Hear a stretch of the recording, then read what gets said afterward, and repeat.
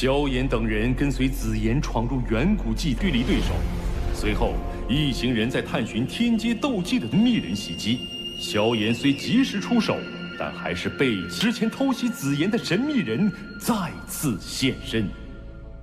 Lúc này, Tiêu Viêm cùng đối thủ của mình thân hình đã ở một khoảng sân vô cùng rộng lớn, xung quanh hai người đang được bởi một tấm màn chắn màu vàng nhạt. Trước mắt Tiêu Viêm chính là Tam thống lĩnh Dương Hạo với thân hình cường tráng. Nhìn nhau, một màn võ mồm giữa Tiêu Viêm và tên kia cũng liền diễn ra, và rồi sau một hồi, chuyện gì đến cũng phải đến. Nhìn Tiêu Viêm, Dương Hạo hô lớn nói: "Hôm nay, bổn thống lĩnh phải xem thử quán quân đan hội có gì đặc biệt." Lời vừa dứt, đấu khí trên người hắn bạo phát dữ dội, dậm chân xuống đất, nhất thời hư ảnh một con mãng xà cùng một con chân long vàng rực cũng liền hiện ra, cất lên tiếng gầm thét. Không chút chậm trễ, hắn ta kéo theo hai con hung thú với thân hình khổng lồ, liền phóng thẳng về phía Tiêu Viêm và công kích anh ấy. Đối diện với thế công cường hãn, Tiêu Viêm lập tức sử dụng Tam Thiên Lôi Động, nhẹ nhàng né tránh Dương Hạo đang lao tới. Nhất thời, giữa sân đấu lúc này chỉ thấy từng đạo bóng ảnh của cả hai người liên tục lóe lên, tốc độ là vô cùng kinh người. Thế nhưng, dù cho Dương Hạo có truy kích gắt gao như thế nào, hắn ta vẫn không thể đuổi được Tiêu Viêm như tia chớp đang bay kia. Thậm chí, trong lúc truy đuổi đó, Dương Hạo còn bị Tiêu Viêm phản công, thân hình bị đá văng ra xa hàng chục mét. Tới đây, Dương Hạo tức giận, hắn ta gầm lên rồi thi triển ra thực lực mạnh mẽ của mình, một hư ảnh thủ ấn cũng liền xuất hiện. Đến khi thủ ấn của hắn đại thành ngưng kết toàn bộ năng lượng, cũng là lúc tiếng hét vang trời của hắn vọng khắp nơi này. Bùng một tiếng, theo bàn tay hắn đánh ra, thủ ấn vô thanh vô tức liền đánh thẳng về phía Tiêu Viêm đang lặng im ở bên dưới. Đến khi thủ ấn gần tới, Tiêu Viêm khẽ cười nhẹ, ngay sau đó, sau lưng Tiêu Viêm, một luồng hỏa diễm giống như một luồng lốc xoáy ngưng tụ lại. Khoảnh khắc va chạm, chỉ thấy uỳnh một tiếng, thủ ấn kia vừa đánh vào đã bị hỏa diễm phá tan, kinh khí tung bay tứ tán.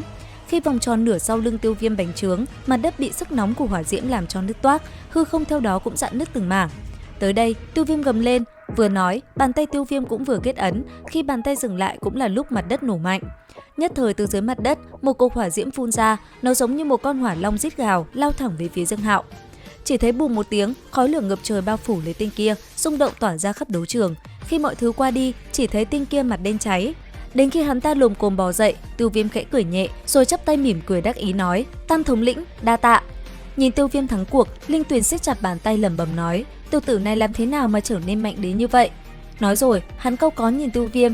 Bên cạnh, Ngũ thống lĩnh cũng gật gù đáp, quả nhiên không đơn giản, hắn chỉ sợ không kém đại ca là bao. Nghe được lời này, sắc mặt Linh Tuyền càng trở nên nặng nề. Tuy nhiên ở dưới đài, Dương Hạo vừa đứng dậy đột nhiên quát lớn nói: "Ta không phục." Dứt lời, hắn lại một lần nữa như viên đạn pháo phóng thẳng về phía Tiêu Viêm. Đáng tiếc, khi hắn chưa lao tới thì Tiêu Viêm đã thuần di lại gần. Ngay sau đó, một chưởng liền đập thẳng vào người hắn, khiến Dương Hạo bị chấn bay, thân hình nằm vật xuống mặt đất. Nhìn cảnh tượng đó, trên đài cao, một tên nam tử chậm rãi nói: "Dương Hạo quả nhiên là một tên không có đầu óc." Nói xong, tên này hướng về phía nữ nhân bên cạnh hỏi: "Hỏa Trĩ, nàng thấy sao?" Ta cũng thấy rất hứng thú với dị hỏa của hắn, nhưng xem ra người của cổ tộc không hoan nghênh Tiêu Viêm cho lắm. Dứt lời, theo ánh mắt cô ta nhìn xuống sân đấu, một thân ảnh một gã nam tử khác cũng chậm rãi tiến về sân đấu rồi quát: "Tiêu Viêm, người quả nhiên cũng có chút thực lực." Nghe vậy, Tiêu Viêm đáp: "Tỉ thí luận bàn mà thôi." "Ồ vậy sao? Ta, Hắc Yên quân nhị thống lĩnh, Lâm Hủ, nếu người đã muốn luận bàn, như vậy cứ để bổn thống lĩnh đến thử một chuyến. Nếu muốn xa luân chiến thì một mình ngươi vẫn chưa đủ đâu. Chỉ mình ta là đủ, Tiêu Viêm ngươi dám tiếp ta không? Nếu nhị thống lĩnh có ý thì ta từ chối sao được đây?" Nghe vậy, chân đạp hư không, Lâm Hủ từng bước tiến về phía Tiêu Viêm, đồng thời vào lúc đó, sức mạnh cũng bạo phát như muốn thị uy trước đối thủ. Nhưng khi mọi người nghĩ đại chiến sắp bùng nổ, thì một thanh âm bỗng vang vọng khắp tòa lầu quát: "Lâm Hủ, các ngươi làm cái gì vậy?"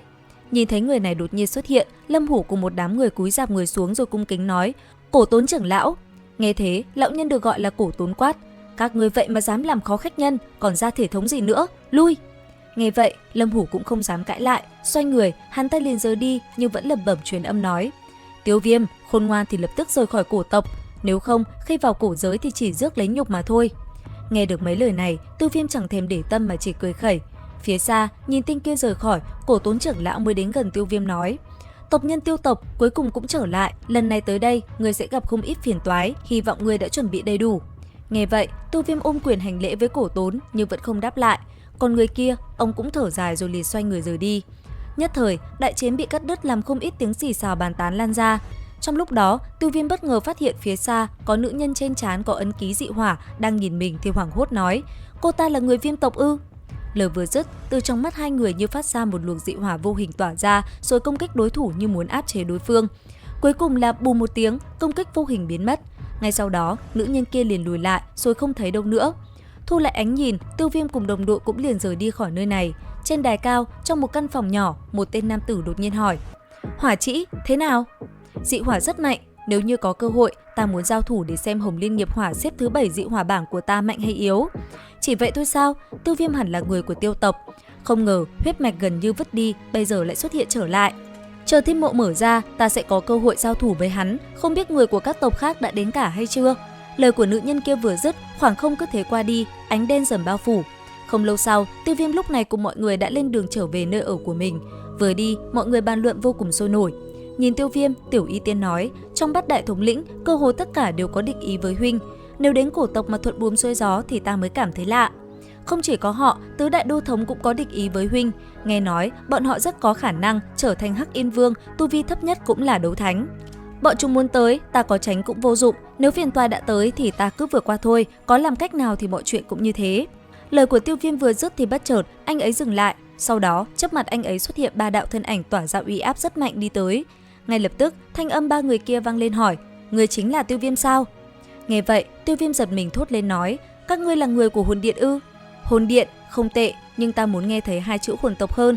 Chúng ta đến đây để xem Tiêu tộc năm xưa ngăn cản hồn tộc ta thảm hại đến mức nào. Nghe được lời này, Tiểu Y Tiên trên tay đã liền xuất hiện trường kiếm, quát lên một tiếng, nàng phóng về phía 3 tên kia. Thấy Tiểu Y Tiên động thủ, 2 kẻ áo đen còn lại vung tay, 2 sợi xích quỷ dị từ trên người bọn họ cũng liền phóng ra. Bùng một tiếng, kinh khí ầm ầm bạo phát, Tiểu Y Tiên bị đẩy ngược lại. Đến đây, tên kia mới lộ ra gương mặt quỷ dị của mình nói: Ta đến đây không phải muốn xuống tay với ngươi, nhưng ta khuyên ngươi, làm kẻ địch của hồn tộc chúng ta thì kết cục không tốt đẹp gì đâu. Sớm hay muộn sẽ có một ngày ngươi phải tự mình nuốt những câu vừa nói vào thôi. Ta cũng hy vọng sẽ có ngày đó, nhưng ta nghĩ kết cục cuối cùng của ngươi cùng Tiêu Huyền cũng không khác bao nhiêu, nhớ thật kỹ tên của ta, Hồn Nhai. Nói rồi, một tiếng cười lạnh nhạt vang vọng khắp nơi này, 3 tên kia cũng liền biến mất. Nhìn bọn hắn rời đi, bàn tay của Tiêu Viêm đột nhiên siết chặt lại, ánh mắt lạnh lẽo lẩm bẩm nói: Hồn Nhai đúng không? Ta sẽ lấy ngươi làm vật bồi táng cho tổ tiên của ta. Lời của anh ấy vừa dứt, khoảng không lại một lần nữa qua đi. Không lâu sau, ngày mà cổ giới mở ra rốt cuộc cũng tới. Ở tại lối vào cổ giới, nơi vị trí trung tâm chính là Cổ Tốn trưởng lão. Phía dưới, rất nhiều người đã tụ tập ở đây, chuẩn bị đi vào bên trong. Nhìn mọi người, Cổ Tốn trưởng lão nói: Chư vị, cổ giới chuẩn bị mở ra, vào bên trong, nếu tự ý di chuyển, rất có thể sẽ gặp nguy hiểm, mọi người hiểu rồi chứ? Dứt lời, nơi đây đột nhiên rung động, nơi đây bắt đầu xuất hiện những cột ánh sáng phóng lên trời cao, dị tượng bắt đầu xuất hiện. Sau một hồi, một luồng xoáy mới hiện ra. Tới đây, thanh âm Cổ Tốn trưởng lão vang lên nói: Đại môn không gian đi cổ giới đã mở, chư vị mời vào. Đến đây thì hết tập 149/5 đấu phá thương khung. Liệu rằng tập 150 sẽ còn gì hấp dẫn? Theo dõi kênh YouTube Review 5 phút để biết thêm chi tiết các bạn nhé. Xin chào và hẹn gặp lại.